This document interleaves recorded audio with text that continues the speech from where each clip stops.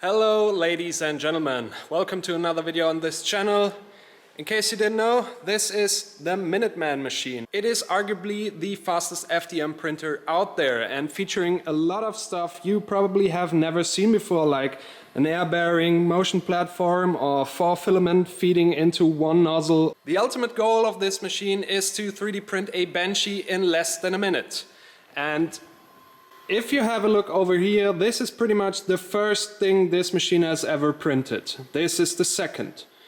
This Benchy is print number 19 and it was produced somewhere in the range of 4 minutes or something. This, however, is Benchy number 50-ish. And this is what I uploaded in December as the world record for a sub 2 minute Benchy. A lot of people in the comments were arguing that this is nonsense. We don't need stuff like that because it's just for a stupid competition and this has no real life appliance.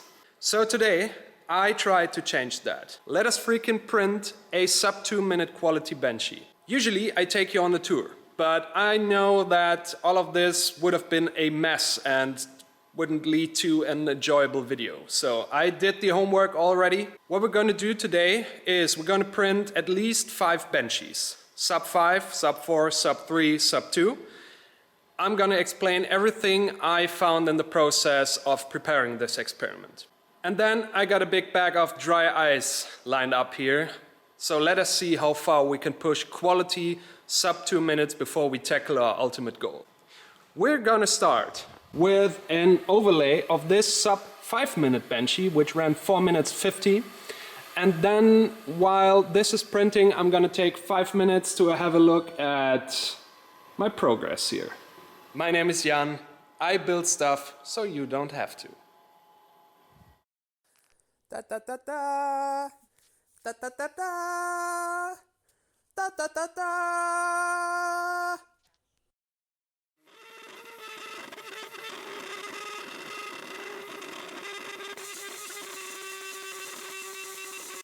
At some point, if I'm gonna be asked what I did in my mid-30s, I can happily say I've printed 3D Benchies. And yeah, this pile here is pretty much undocumented and I was just testing ballpark ideas. I had tests with different filaments combined. As you saw in the last episode, my hot end is able to run 4 filament strains into one nozzle and therefore I can combine a lot of stuff. The biggest thing I accomplished was having the graphene PETG as an outside shell and then an ASA core in the middle.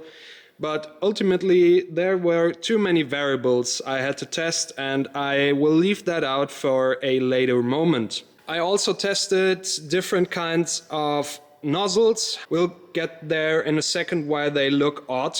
But I tested 0.2, 3, 4 and 5 with a theory in mind that even smaller nozzles do need less cooling because they extrude less material, and with a bit of tweaking it is possible to have almost the same printing times with smaller nozzles. But the smaller the nozzle size, the smaller the extruded material, and this is more likely to get blown away by the cooling stream. Ultimately settled on the 0.5mm nozzle, which is accepted by the Speed Benchy rules. Like usually when you're doing speed printing on a printer, your metric is go as fast as humanly possible, as your machine will somehow keep up. And I introduced a few tests here. This is starting at 51 and I have a complete documentation of what I did here. And I tested how low of a layer time I can give this system to actually be able to cool all that stuff. And I can confidently say my system is able to keep up with 0.4 seconds of layer time. It degrades starting from 0.6 or something, but 0.4 is feasible, it works. This here, which is standing a bit behind, is print number 63. And if you have a look on top, you can actually see that this one, while being at the same speed printed, is a lot better in quality. And this is how I found out with the layer time approach, we need different temperatures on the nozzle throughout the print. We'll get into detail later on that. Pretty much at that point I realized that since this is a filled filament with the graphene, it is not applicable to the Speed-Benchy rules, as someone pointed out in the comments. I guess the main reason is that filled filaments usually hide some defects. I think in this black version it does absolutely not do that. It pretty much highlights every defect, but yeah, let's just go with the rules for now. With the updated information on the layer time and temperature approach, let's go back to PLA. And that worked out way better than I anticipated. Since I didn't have too much of that original material here on shelf, I switched back to the high flow variant of Fiberlogy PLA. And this material is working flawless for what we are doing here. So let's get into detail. So again, I started here doing a lot of experimenting. What is the correlation between flow and temperature essentially?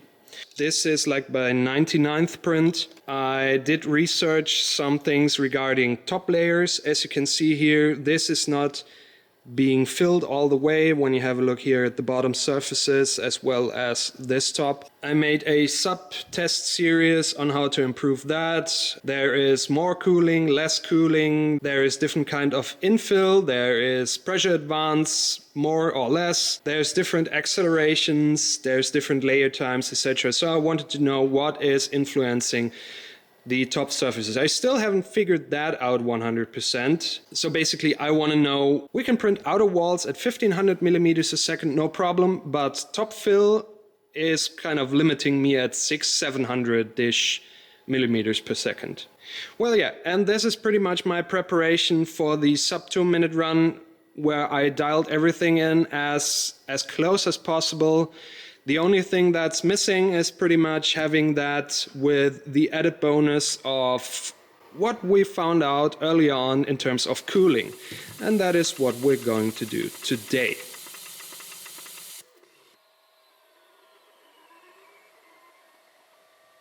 Let's have a look at the sub 5 minute Benchy we've just printed, what it looks like, and then have a look what I did change on the machine itself. So this is it right here. This is what sub 5 minutes is getting us nowadays. As you can see here, this is the exact same print, 4 minutes 51. So once we have completed the sub 4 and sub 3 minutes Benchy, you're gonna see which point I'm trying to make here. Alright, having a look at the machine. So pretty much in terms of the whole upper hot end section, there has not been changed anything.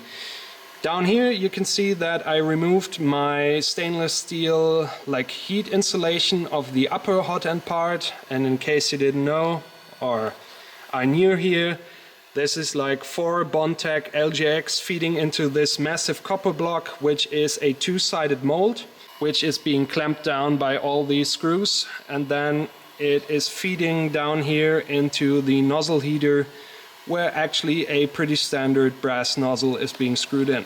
So for an overview of our previous situation regarding cooling, these are both prototypes that worked the best. This is the Jason approach, and this is what I did with the needles before.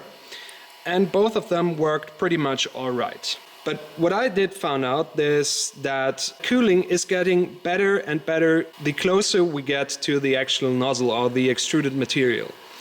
And while both of these are pretty close, let's say with the shop air I'm using here somewhere like plus minus 10 millimeters, I realized I have to go way closer. And this is pretty much what I did build here.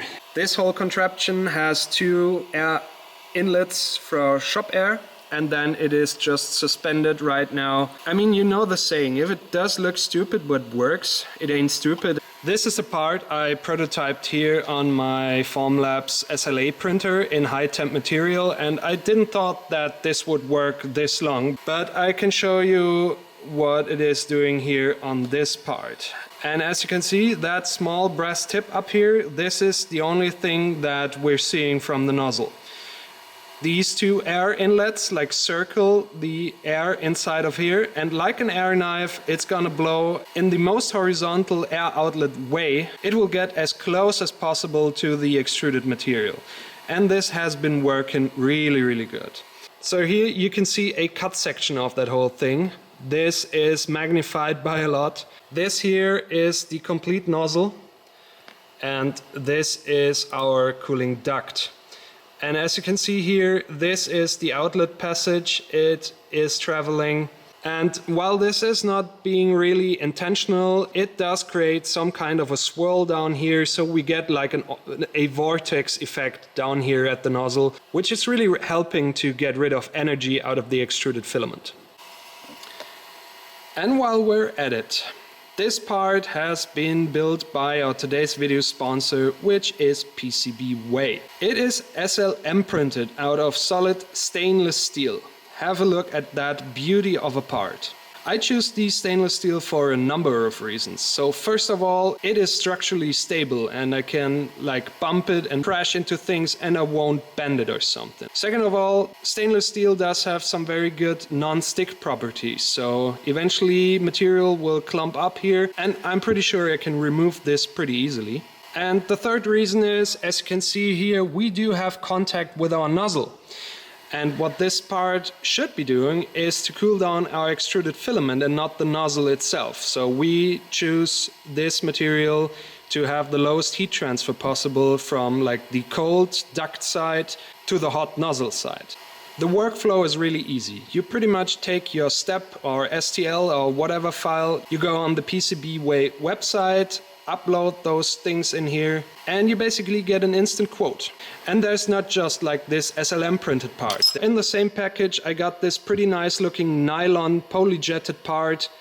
PCBWay has been helping this channel tremendously over the last episodes. I'm really glad they do sponsor stuff like this and help makers make stuff. So if you're in search of parts, go down in the video description. There is a link that will give you a discount on your first order. And now let's get back to printing the sub 4 minute Benchy.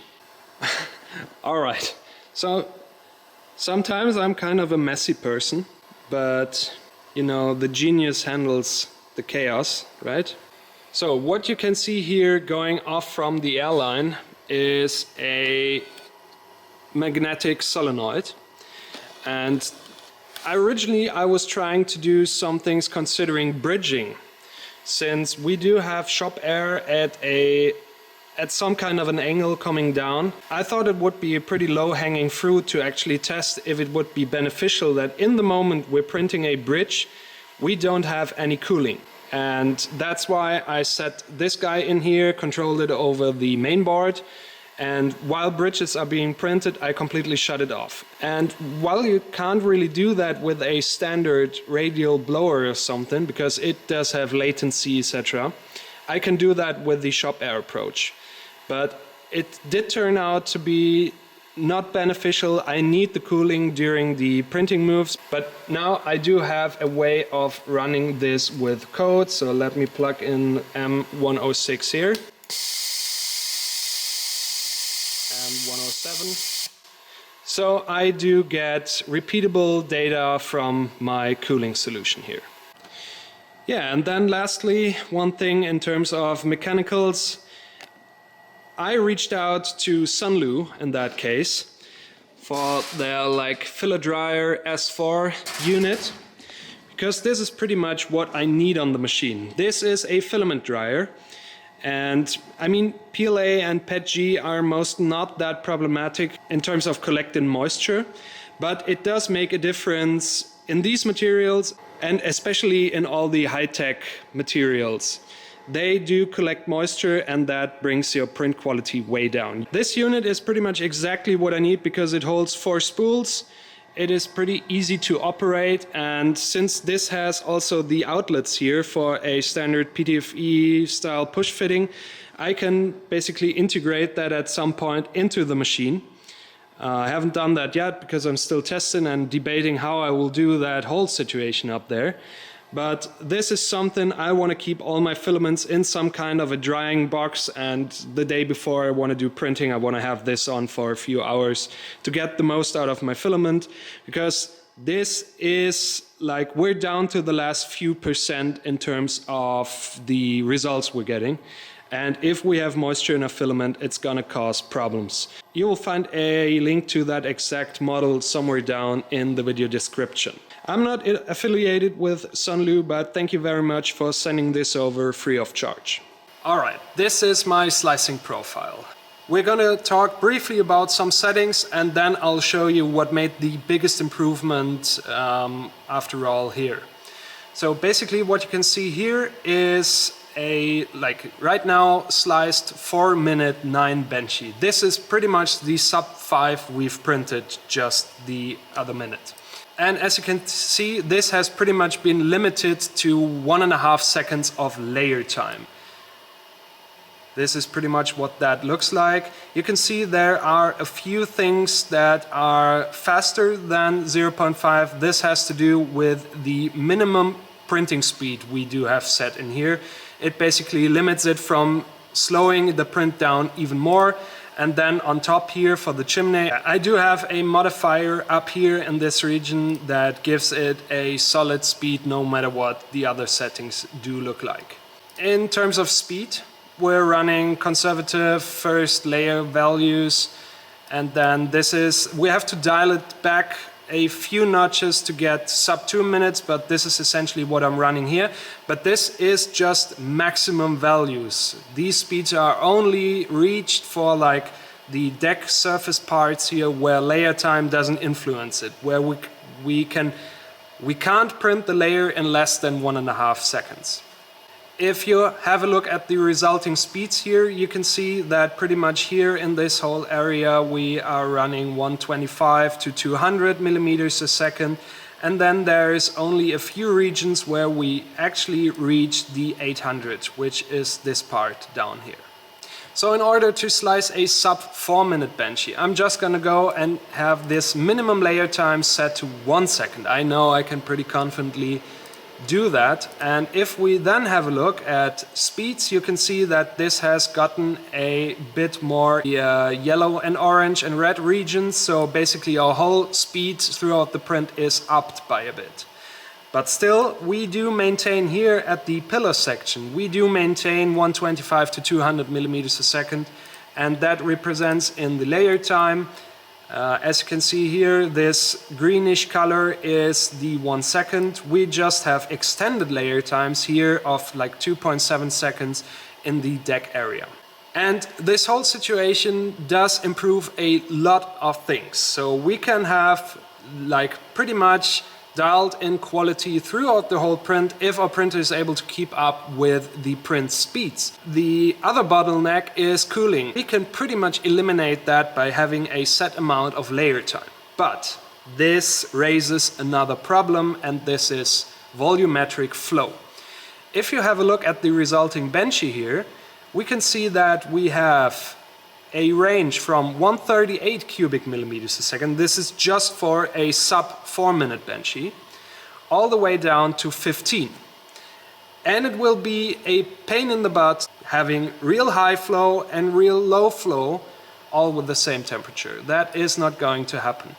To be fair, I just see that now in this configuration it tops at 100 cubic millimeters a second, but still it's 8-fold of the lowest amount we need. The solution to this is pretty much a script done by Salim. I hope I pronounced that right. It's the SP53 post-processing script. And it is pretty much put in here in my usual post-processors. This is where the exe file behind that lives. And I'm going to walk you through my process of uploading that to Clipper. So you go uploading, and since I have put that down here in the post-processing script, it asks me, would you like to use the temperature controller? Yes, I'll do. It opens up to this surface here. And it does already have the temporary file uploaded into that script here. And don't get confused for a second, I'll explain what happens here. So this is basically my printer profile of the Minuteman machine. So one thing we have to find out here to plug in values is how much temperature can we rise in a given amount of time and how much can we actually decrease temperature. I didn't really mention that, but I upgraded the ceramic heaters down there at the nozzle tip. And if you want to see a dynamic temperature controller, this extruder is the nozzle heater. Let's put 220 in there.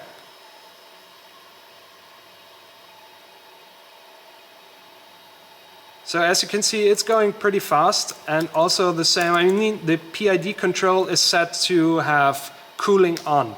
So it won't like have temperature decrease as fast as in usual printing, but we need to have that dynamic range in our hot end to achieve good results here, I guess.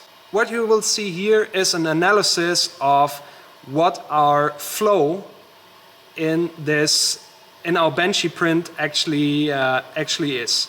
This is estimated at 3 minutes and 10, and we can see a flow from 104 basically all the way down to here, this range. And the red line here is a representation of what the optimal temperature for that given amount of flow should be. And these values are not arbitrary. I found that out the hard way, and I'm still not quite there with having all covered, but it's like at the 80% mark. So basically I can set in, I want to have 180 degrees at 30 cubic millimeters of flow, 200 at 80, and 230 at 130 cubic millimeters of flow, as well as different kind of pressure advanced settings. And now this thing will give out an updated code, essentially, that has all these temperatures built into our G-code. Not only that, it is doing that with a certain look-ahead function.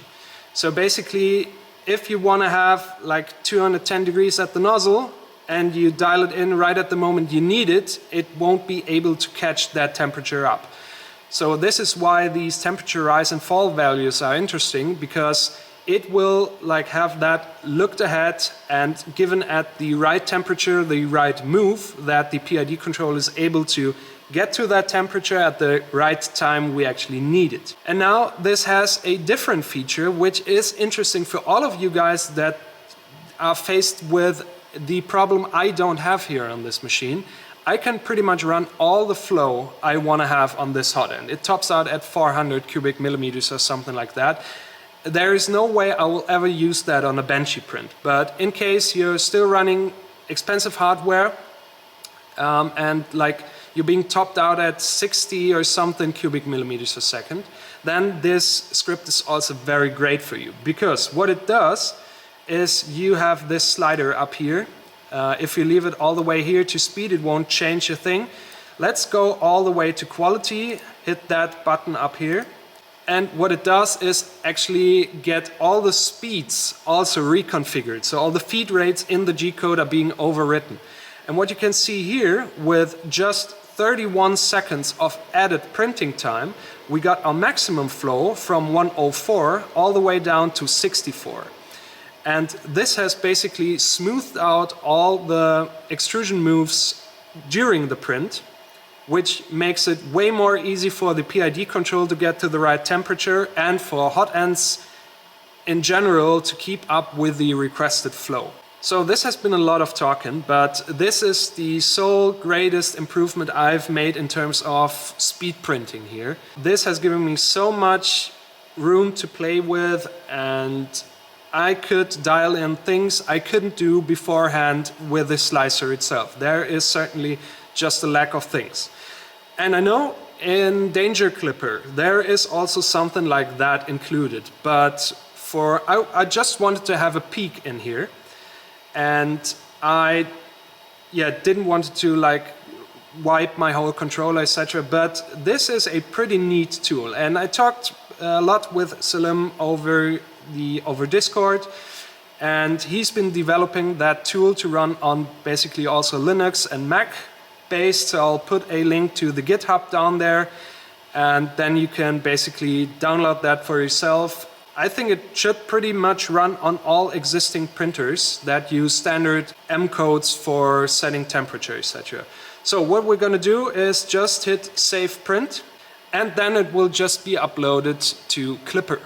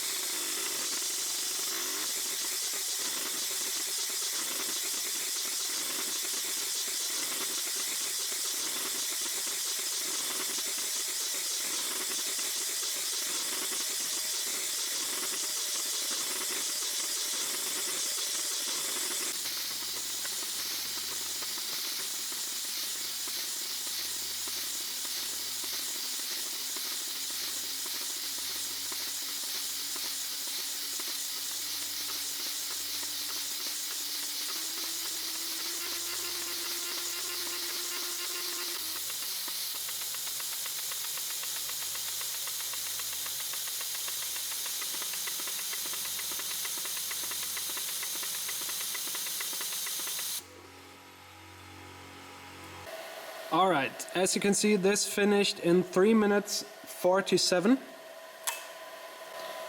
Sub 5, sub 4. Yeah, and while you're still here, let me prepare the sub 3 minutes benchy.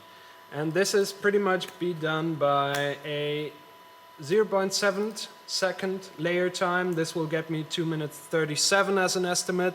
Then I'll go to, again, Salim's tool. Now we can go here with the speed settings, generate that. And this will bring us down to 2 minutes 48. And then the clipper does add a few seconds after all. So I think this will be a sub 3 minutes benchy. Let us print that.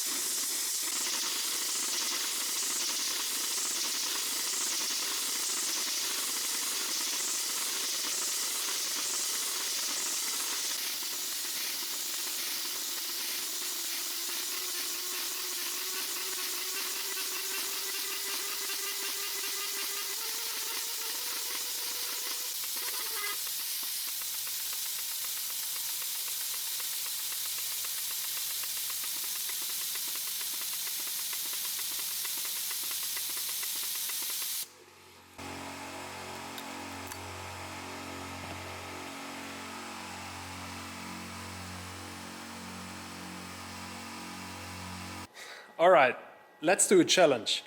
So I got some goodish lighting here, as well as a turntable. So these are the 3 benchies we've just printed. Sub 5, sub 4 and 2 minutes 58.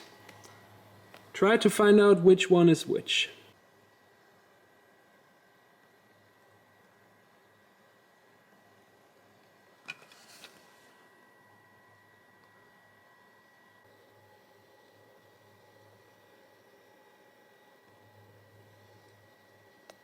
Did you make your pick? I have no idea either, so let's have a look. This is sub 5. This is sub 3. This is sub 4. Interesting, right? So the point I'm trying to make here is that until we go sub 3 minutes, it's all fun and games here. And the problems you do see in those 3 prints are the ones where my profile isn't perfect. So I haven't bothered to do any new input shaping. I have to do fine-tuning of pressure advance settings depending on accelerations and speeds. There is whole lots of arrays to be filled with parameters. I won't do that because it doesn't make sense. We have a different goal. We want to do sub 1 minute. Now comes the part where it gets interesting, because everything below 3 minutes is a stretch. We go from 0.7 second layer times to 0.4. It doesn't look terrible, but you have to decide yourself how good of a quality benchy you think that is. And after doing that, we're gonna put in the dry ice, run the exact same code and see what kind of a difference it makes if we up our cooling capabilities by somewhat around 50%. If then we can do a proper quality sub 2 minutes benchy. Let's freaking do that. Alright, this is 1 minute 59 with just standard cooling and 27-degree ambient temperature here in the company.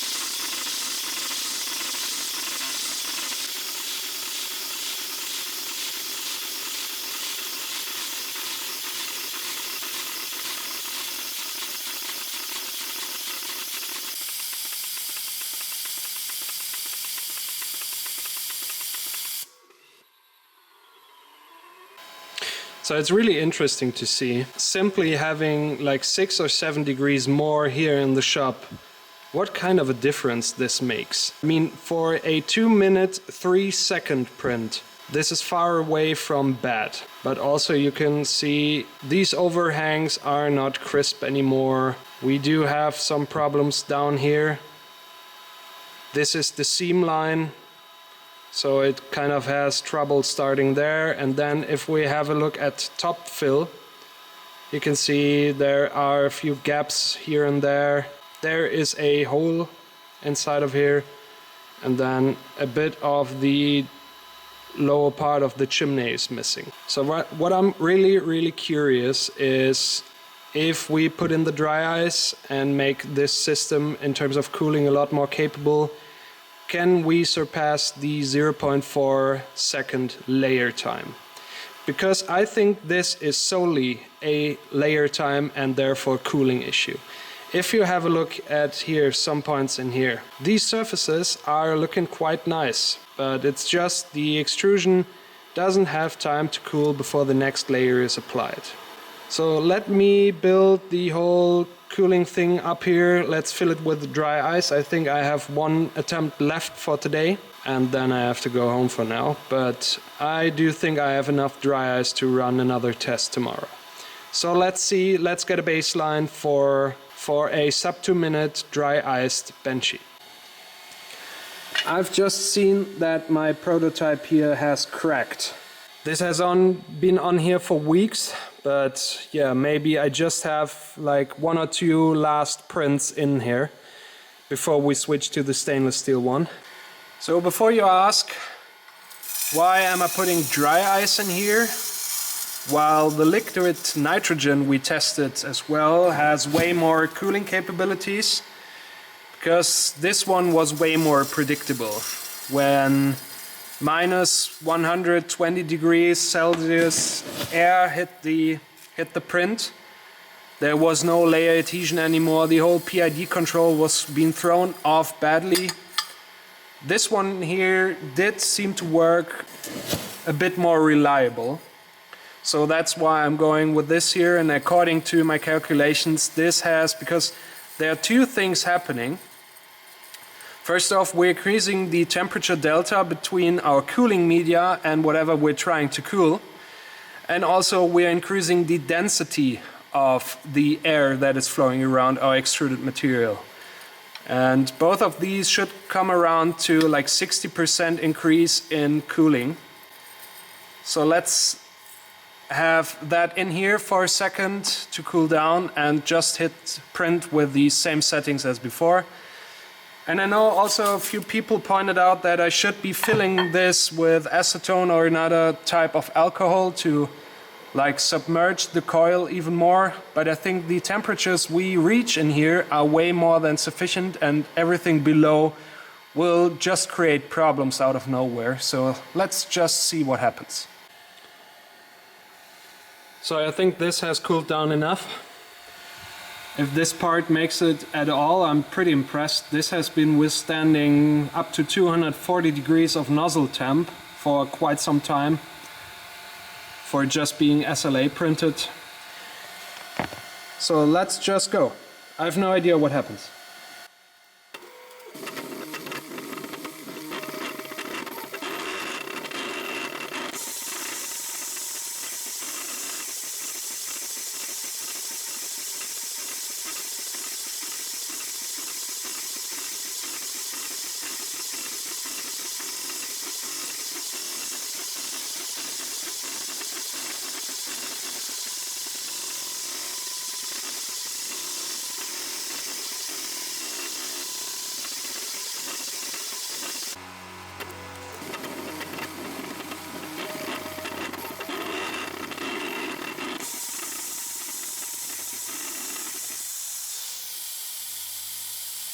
In case you're wondering how all of that is sticking to the build plate, this is still the BuildTech PEI sheet. And this is some acetone and ABS goo. And I just apply that here. When I just gave this a go, it turns out there was some residual moisture inside the copper coil, and that distributed all over the bed. So I hope we can continue with this kind of bed adhesion here. Let's just see.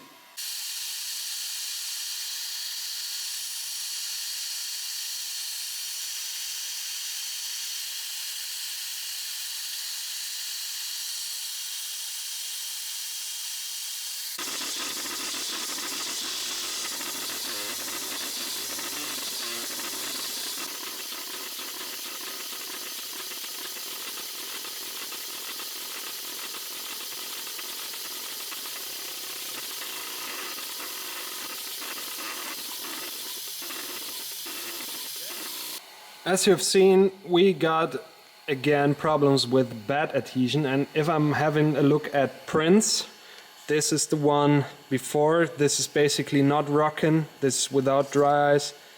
This is rocking a bit more, so this clearly seems to be warping related.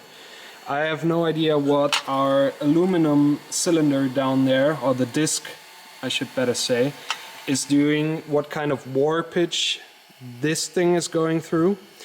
But if you have a look at them side by side, what you can see, have a look here at these upper pillars.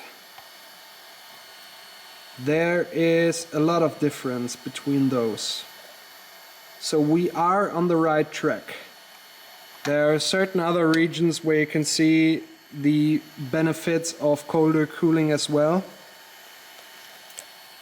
But I have to get around the bed adhesion issue before we can do proper testing here. I'll think I do a last test for today and then have a good night's sleep over what I'm doing here. Because bed adhesion wise, this is pretty much the best I could find for a long time. I have no idea how I should up my game. Last one, I'm gonna go to old habits and slowly dial this back in again to eventually have at least full cooling power up here at the pillars. Let me see if that helps bed adhesion, because it's not blowing that hard on the print bed down there.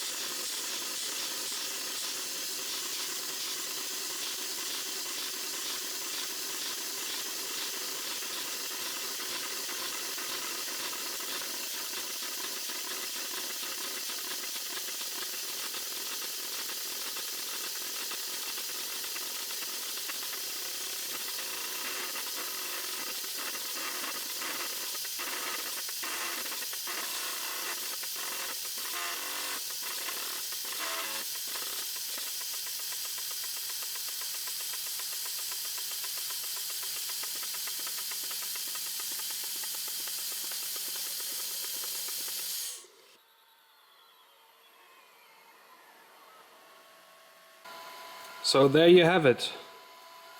A finished 2-minute 3-second benchy. As you can see here, there is still a hole in the butt. I mean the second hole in the butt. But these overhangs do start to look crisp at that speed. Still, there are a few things I have to do.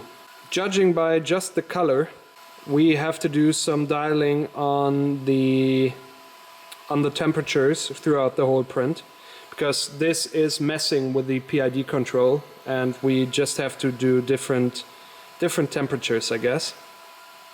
Also, we have to shave off 4 seconds somehow, but we'll do that. I'm gonna come up with a plan because this was just barely holding up. I could like put this with one finger from the bat after the print has finished. So I have to find a different solution, and then we'll follow up tomorrow with how far we can push sub 2-minute benchies. So it's pretty much 1 week later. You just saw a full and unedited clip of this 2-minute 03 benchy, and to be quite frank, this is pretty much the best I have been able to produce here. We'll get into reasons in a second. Now starts the most important part of this video, I guess. So for starters, I'm gonna give you a very detailed rundown on the next videos that have been planned for this channel. I've been working hard in the background, stuff you've never seen before. I'm gonna tell you what this is all about. And then we'll have a talk about 3D printing in general, its purpose in our industrial manufacturing world, and where I'm heading with this project.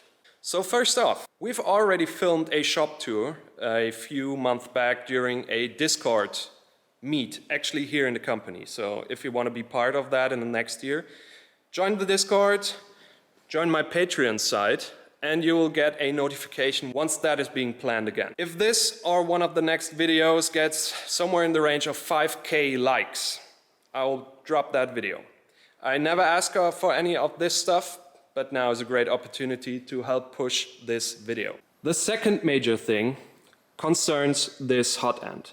So to my knowledge, all of the benchies that are in the 2-minute range all suffer from under extrusion. No matter how much money you spend, you don't have a chance to get a hot end that is able to produce that kind of flow. We're about to change that. So here on my desk are parts for what will, I think, be the next video that will drop. And we're gonna explore a lot of hot end configurations that actually combines the sheer amount of volumetric flow caused by this behemoth into a light, nimble and easy to operate hot end that can easily be SLM printed for the most part. The best thing, not only will I take you on a tour and get all this information on the testing I will do online here, you will get sophisticated plans to whatever I find out the best here for you to rebuild by yourself. And that is the reason to consider clicking that subscribe button. It actually helps the channel to grow, get more people involved, maybe get some sponsors on here that enable me to do all of that basically in my free time. And to show you how serious I am with having stuff in the background considering the hot end, it could look something like this. Having a lot of flow more than anything out there on the shelf, but at a fraction of the weight. This could be applied to Core XY systems. So this is a very early prototype. All of this is less than 500 grams. And if you have a look at here, I'm not gonna give too much away, but maybe you see where we are going with this. And lastly, and this is the reason you should click that bell button right now. This is the Minuteman machine. This will become, I don't know, the system machine, Minuteman 2. I haven't decided on the name yet. Somewhere on this channel is a playlist where I actually did a conversion of that exact CMM to a working 3D printer. My plans for this machine are to build a real production printer, using all the information and experience I gathered from this machine. So with this one, we want to go same speed, same flow, same everything, but with a bigger build volume, with maybe tool changing. I'm pretty sure there will be automation on this to fully eject parts and load them off into containers, etc. I'm still working on the details, but since I got a lot more axes on this, because this is the former Y and Z and X axis, I can do a lot of fun stuff with it and basically build another platform that is interacting with each other on this. I started the project in the background. I'm still sourcing a few parts. If you're working for a company and you think that you can compete with these nanotech steppers, I don't really care what it is, if it's a servo, if it's a BLDC, whatever. If you think you can compete with those, write me an email and we'll see if we can incorporate that. Otherwise, we'll go to the existing stepper solution. In terms of benchies, this machine would run somewhere in the range of 3 minutes 30 or something to fit industrial quality needs. But it will still be a output volume way higher than that. So maybe it is a great time to have a look at my video from, I guess, 2019 or something with the multi-headed printers. We're going to do something like that on the machine, but it's a derivative from that. So I think if this has been a unique machine when you first saw it, this will freaking blow your heads off once it's done. Story time. So it's actually pretty much 1 week later. I've spent a huge amount of time trying to actually just tie that clip you just saw, but I'm not able to make it. So first off, I had to replace the cooling duct. The previous one just broke the morning after. This is still a very beautiful and functional part, but it just has different properties. So it isn't a thing of PCB way or something. It is just the engineer that designed this made some poor choices that led to unexpected results. So, and at that point, I do have two options in my mind.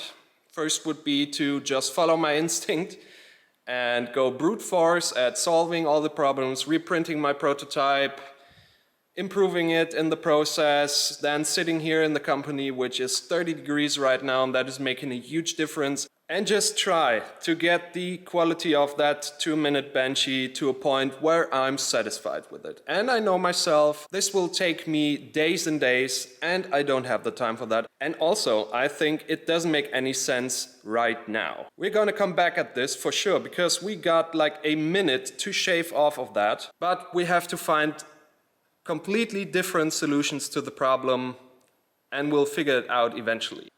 So first off, the reason that you can nowadays shop like a Bamboo Lab A1 Mini for 280 bucks or something and expect sub 10-minute really quality benchy times off of that, there are a number of reasons for that, but mainly it is because community and individual people have developed so much experience over the years and gathered as a community hundreds of millions of printing hours, and all of that data led to products being nowadays released that are just working real fine for the money, and you get a lot of bang for the buck. I'm also talking about all the Chinese companies that are pushing into the market as well, and all the other goodies coming from Europe like the Prusa printers or whatever.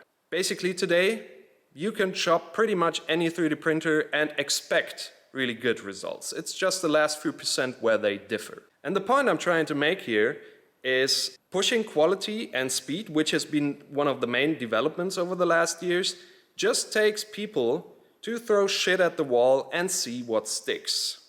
This is basically how it has been working and will be working in the future. So therefore, I'm really happy to meet you guys down in the comment section roasting me for this not being a quality benchy, as maybe stated in the title. I don't know what that will be yet. Give me all of your honest feedback in terms of quality, because I asked in my Discord and as well as in the community tab on YouTube, what does define a quality benchy to you? And the answers are just all over the place. Some people say this is, and I truly believe that, the best looking benchy in the 2-minute range they have ever seen.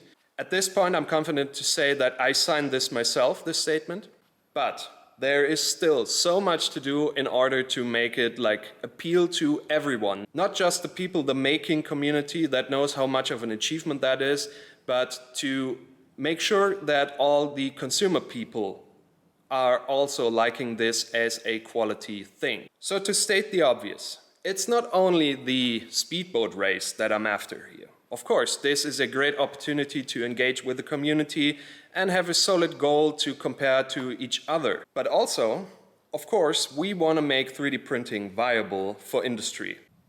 So over the last couple of decades, we have seen a shift in manufacturing, and that is we want to produce parts in countries where we have low wage income, because parts get cheaper and we can make more parts.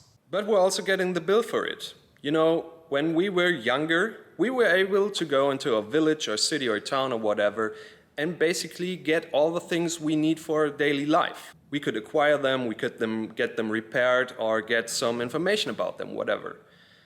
Nowadays, this isn't the case. You go on your online shop and basically stuff has to be produced 10,000 kilometers away and then shipped by sea, and this causes all sorts of problems. My dream scenario would be that in the future we're able again to produce locally. And I think 3D printing proposes a very good chance of doing that if it becomes viable for industry. And that is only working if we solve the main issues here. So we need to get fast, we need to get the quality up, and we need to do automation. Because at this point, it doesn't make a difference if a printer is being operated in Europe, in Asia, in America, basically you name it. The operating costs are basically the same. And of course, we will never ever gonna replace all of manufacturing for all the parts we have in our daily life with 3D printing. That is just not the case. But if we can just make a small impact, I think this is what my main mission here actually is. I want to make sure that all of these developments are readily available for everyone, and not just the companies that file a patent over some innovation and then hide it in the closet for the next 20 years. And that's why I'm posting all of this here free of charge on YouTube, because now it becomes state of the art, and people filing patents over hot-end geometries or cooling methods or something can no longer do that. And this is what I'm trying to accomplish here. So to wrap this video up, thank you so much for watching. It has been a pleasure, as always, to have you guys on board. Special thanks to the sponsors of this video, which has been a great help, and also Salim for his awesome tool, advancing the 3D printing technologies and pushing boundaries even further. I think the developments of setting layer time as our main variable and then adjusting the temperatures accordingly has been one of the greatest advancements I have made on this machine so far. And my real prediction is that in 2026, most of the printers that are running towards speed will have this feature in some way or the other integrated in their slicer profiles. Let's see if I'm right about that. So I'm gonna leave you with some shots of the 2-minute 3 Benchy we printed just the other day against the 1-minute 55. That has been like my attempt at tying the world record at that given time. See that in comparison and judge by yourself on the progress we've made. My name is Jan. I build stuff so you don't have to.